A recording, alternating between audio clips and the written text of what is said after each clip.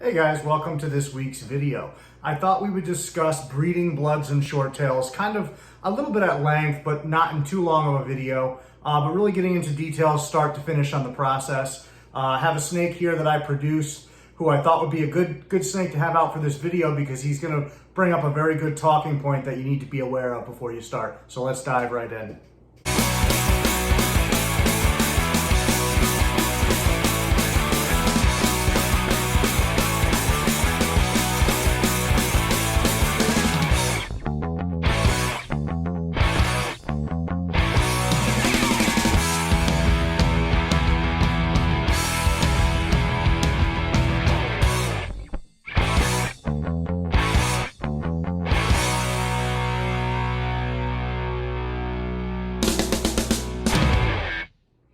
So as I said, we're going to discuss breeding bloods and short tails, and for all intents and purposes, you can interchange those two during the course of this video. The breeding process is the same for all three species, as far as what you're going to look for, what you're going to do. There's really not much difference there. I would say if there's any difference at all between the three, it really comes down to incubation. I find short tail eggs to be a little bit hardier than blood python eggs, but all of them are pretty hardy overall. So what we want to do is kind of start from the beginning. And one of the things that I think is best to do is to start with hatchling animals. You don't want to just buy adults and jump right into it. It's not that you can't have success this way, but one of the biggest things that you're doing is learning your animals. And by raising these hatchlings over the course of time, you get an opportunity to learn that individual animal's behavior. And that's going to help you a lot when you go to breed, because you're going to notice subtle changes in their personality, subtle changes in their behavior. That's going to let you know that maybe it's time for you to do introductions. Maybe it's time that animal's ready to breed. So if you don't know that animal, then you're not going to notice these changes in their behavior. Now, it might be different if you've kept blood and short tails for 15 years and you end up buying a pair that are older that you're going to breed. Even though you don't know those individual animals, you'll probably know blood and short tail behavior enough to give yourself an idea. But I still think starting with hatchlings, raising them up, is really rewarding, first of all. Two, it gives you an opportunity to build a working relationship with that animal to where when it's time to pull that female off of eggs, she's going to have trust in you. Whereas it's not just something where this animal barely knows you and all of a sudden at like her most vulnerable, here you come. It's just not going to be as much fun for you or the animals.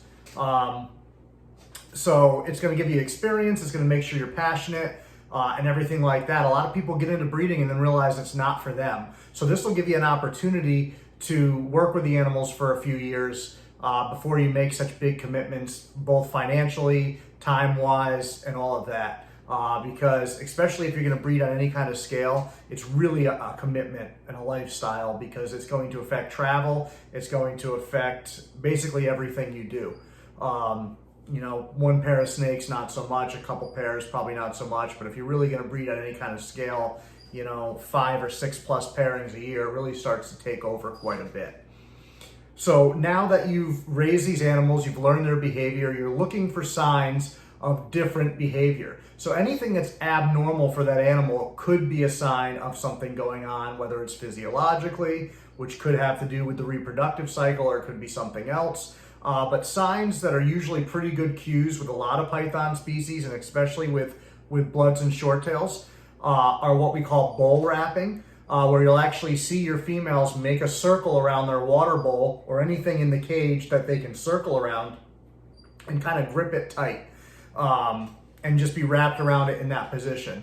Now, I'm assuming something physiologically, it puts them into a better positioning or something while they're building follicles. Maybe it's more comfortable. It allows them to do something with their body. I'm not sure what the science is behind that and why they're doing it. That's usually a good sign that a female is building follicles. And in order for them to successfully reproduce, they have to build those follicles. And what happens is the follicles get to a certain size, at which time they can be fertilized by the male, and then the female can ovulate and go through this whole process where eventually she's going to lay eggs. Another sign that really tells you that they're pushing towards building those follicles is an insatiable appetite. Now, short tails have a really healthy appetite to begin with, but you'll notice when your females are building and cycling that they hit food harder. They're less patient waiting for food. They want to eat more often. So an animal that normally might not present a food response outside of a feeding situation might be more apt to produce one. Right now, an example of this in my collection is Electra. Electra is absolutely insatiable right now. I can barely touch her, and she's not a mean animal. She's a very sweet animal, but right now she is just so focused on building and building up her fat reserves to breed that all she wants is food right now, and she doesn't want to take no for an answer.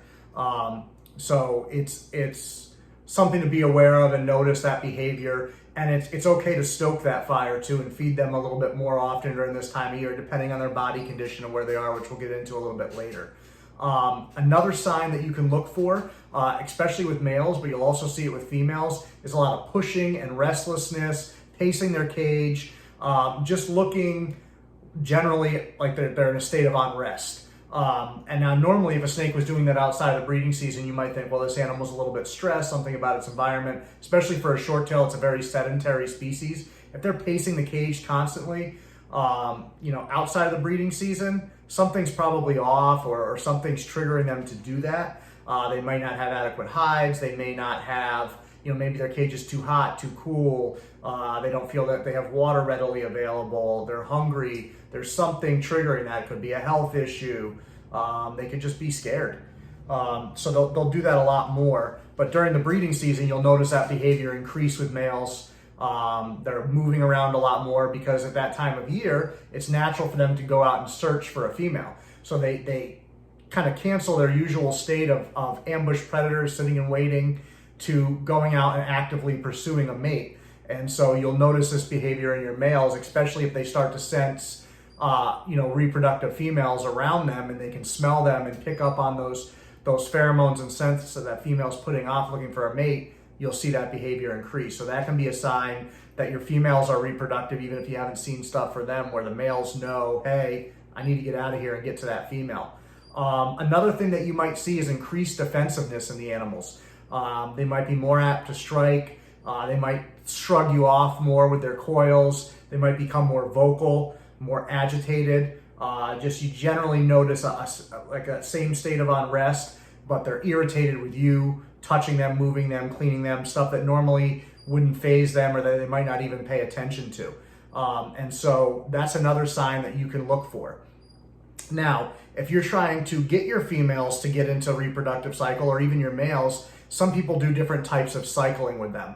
I find bloods and short tails are a less is more species, where you can really let the natural environmental changes stimulate them more than anything. Weather is probably the single biggest trigger for them wanting to pair up. Rain, snow, depending on where you live in the country. It changes the pressure, and they can sense that change. Even though they're inside, they can sense that slight change, from say 30.1 to 29.5 or whatever it is with that barometric pressure when the storms roll in, really stimulates breeding behavior for them. So you'll find a much higher level of success by pairing them up just ahead of those storms. So, for me, we have rain coming in tonight when I'm shooting this at about midnight. So I'm going to pair up my snakes this evening, probably depending on when I get done cleaning and doing different work in the room, between probably 6 and 9 tonight to get them together ahead of that storm. And then it's going to rain for a couple days, and that should have breeding activity. Another way you can boost the effects of that is by spraying down the cage when you introduce them together. Just be aware, different animals react differently to being sprayed. Some will get defensive, some will try to get out of there, some enjoy it. So just be aware of how your animal reacts to being sprayed, so you're prepared in case they try to jet out of the cage or they get defensive and go after one another or something along those lines. Typically, bloods and short tails get along fairly well, but if you scare an animal, obviously, and push it into a defensive mode, then something can happen accidentally. A bite from one to another is probably not a huge deal in most cases, depending on size disparity, location of the bite, and how much force is behind it. But obviously, if you can avoid that, that's best. So knowing how those animals are going to react ahead of time will have you better prepared. And what I like to do, in my case, because I have the adults in Christmas tree tubs, is actually spray down the top of the tub and then put it back on so that the water kind of falls in more of a natural sense slowly over time. build up that humidity, give them a little bit of that feeling while that's matching the pressure of what's going on outside and the storm that's out there. If you're in a position where you can open the windows of the house and it's not a danger to the animals temperature-wise, up here in the winter it's hard to do that. But if you live in South Carolina in the wintertime and it's raining, you could probably open the windows a little bit as long as it's a decent enough temperature day. And that really lets them feel that pressure and that sense come in, and that can help. Now, some people use a light cycle. There's some species that the photo period really affects their breeding. Short tails can certainly be affected by the photo period. It's not necessary that you have to manipulate it. I don't really manipulate mine with them, but some people do it and have great success with that and see a lot of behavioral changes once they start cycling that light. And what that's doing is just gradually reducing the photo period, which is the amount of time that the animals are exposed to light. And so, typically during the summer, we might get, say, 14, 15 hours a day of sunlight. And then by winter time, maybe we're only getting, 9 hours of sunlight. And so what you're doing is gradually over the course of, a month, 2 months, whatever, reducing that photo period a few minutes each day or in clumps of time, however you want to do it, just enough to stimulate those animals and to realize the seasons are changing and trigger breeding activity. Some people temp cycle. I think that you can do more harm than good with temp cycling with these guys. A slight night drop is good during this season. Just something, a degree or two, even 3 degrees, just enough to kind of bump them down a little bit, but I don't think you should go too drastic. One, if you go too drastic, you're always putting them into that risk pool of a respiratory infection, depending on your humidity and how low you're going and where your starting point is, the animal's health, stuff like that. I don't really find that a temp drop stimulates them that much in my personal experience. I'm sure other people have had different experiences with that, depending on their situation. My room naturally probably drops a degree or two over the course of the winter, even though it's thermostated and heated, just because it's so much colder outside. And there's a lot more transference, and they can kind of sense that slight change. So even in an ambient environment, they still get that slight enough change to know what's going on. And we were talking about behavioral cues, and one that I forgot to mention was cool side seeking. And that's where these animals will actually, especially the females, will spend more time on their cold end of their cage than they normally do. And for whatever reason, that stimulates their follicle development. So even if you're in an ambient environment, there's still usually one end of the cage that's a little bit cooler than the other, and you'll tend to find them there, wherever your heat source is coming from, depending on how evenly your ambient environment is, or maybe you have hides and things, a humid hide or whatever that might be a little cooler or warmer, and you'll see them change the duration of time that they spend in there or in those areas. Males will do that too. It seems to help with the sperm production with some of them to get them a little bit cooler. Not even so much production, but just makes it seem to work and get the females to where they're gravid. So temp drop's not something I really do, but once again, you can just start cycling a little bit at night if you'd like to do that. I found that was more effective with ball pythons than it was with these, and even them I didn't do a huge thing. Now something like olive pythons, you've got to drop the shit out of them to stimulate breeding behavior. So you're taking them from where they have this 90-degree hot spot, in the summertime, and all of a sudden they've got 60 degrees at night during the summer. The important thing, and the thing I would suggest if you do temp drops with them, is that during the day they still get that basking spot that they need to get their body temperature up. That's what keeps their health intact.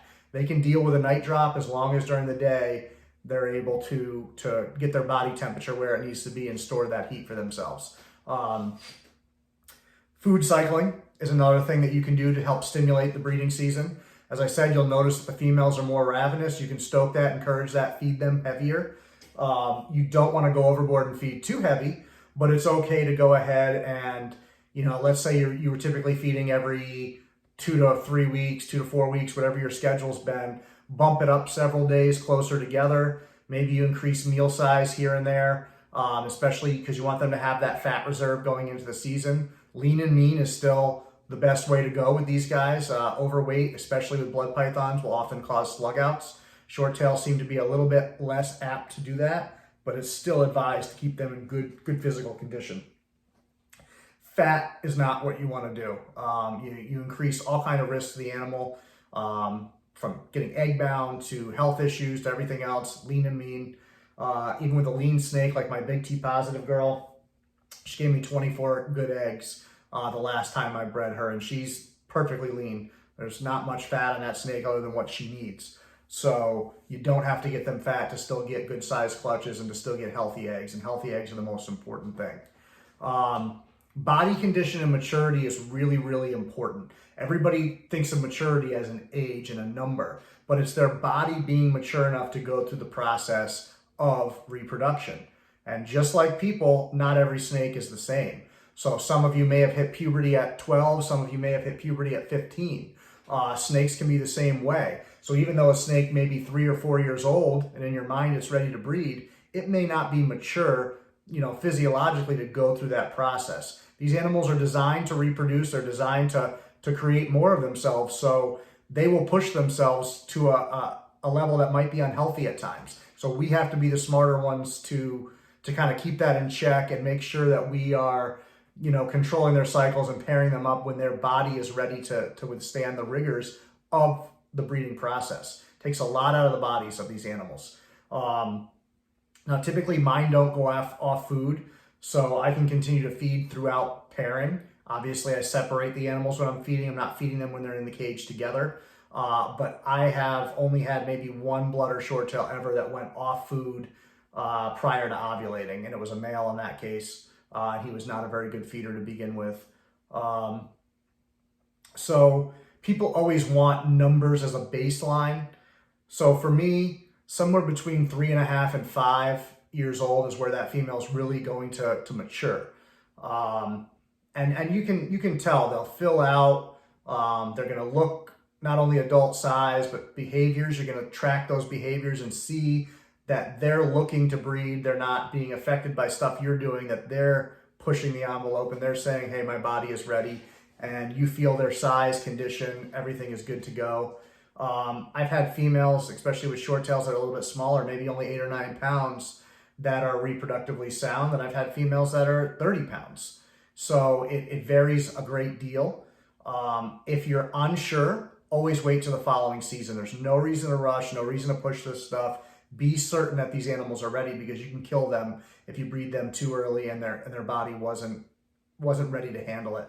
Or you can decline their health and ruin future clutches and just create problems. And that's not what we want to do. These animals their lives and well-being should be first and foremost on your mind always. So if they're not in good condition and you don't feel like they're ready to go through the rigors, don't do it. Wait till next year. There's no rush. It's not a race. No matter what people tell you, it's not a race.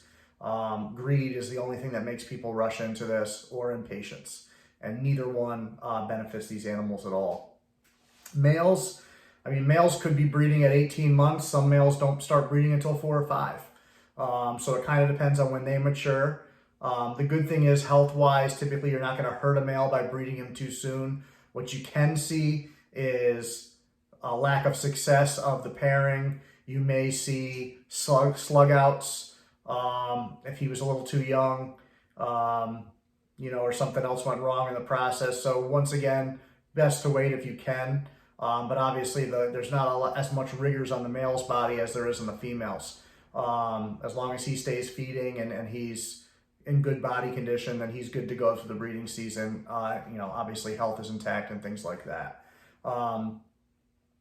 So the reason that I said this snake was a good example for this video is also things to think about when you're breeding are you're going to produce animals that you don't necessarily intend to keep, that you're going to end up stuck with. This male is from my Sideswipe to Blue Ghost pairing. He is at least 2 years old now, and this is as big as he is. He had a lot of digestive issues when he was younger. He seems to be doing well now, but he still isn't growing like you would expect him to grow. And the Blue Ghost gene in general seems to have some associated digestive issues. I've actually seen a lot of Ghost and Ultra stuff as well that can be a little bit more sensitive to their environment. They do better with belly heat than maybe some other short tails do as far as digestion, health, and everything goes. But you've got to be prepared that everything you produce might stay with you. So you've got to have space for them. You have to have the ability to provide them larger caging as they grow. In this case, obviously, larger caging really hasn't been much of a concern for him because he's still so small. But this is an animal I never intended to keep. This is an animal I intended to sell, but I've just never felt confident enough that I can sell him. even though he's survived all this time, even though he eats great, he's doing great, obviously he's not growing at a normal level. And so I don't want somebody to get a hold of him and be breeding him. He may go to a pet-only situation someday, or he may stay here for the rest of his life. But always be prepared that that may be something that's going to happen. So hopefully this video helps. I'm sure I left some stuff out. But this is something that shouldn't be entered into with reckless abandon. It should be done from a responsible perspective. It should be done after there's several years of experience under your belt with keeping these animals successfully, learning their behavior, learning how to work with them, making sure you're comfortable. Babies can be very cantankerous. They can be very dramatic. They can hurt themselves. Like they need somebody that's experienced and has an ability to handle them and deal with issues that may arise that maybe you're not used to because you haven't dealt with them keeping. And so that's why it's ideal to have at least a few years under your belt, so you're not asking basic questions, you're not confused about basic stuff. You know these animals' behavior through and through, and you can recognize when something's positive, negative, when this animal's letting you know it's ready to breed versus not, when it's mature versus when it's not. And the only way you get that experience is by raising these animals from babies into adulthood. And so that's my biggest recommendation, is start there. Don't rush it. Let it come to you when the time is right, and enjoy your animals in the meantime. Thanks, guys.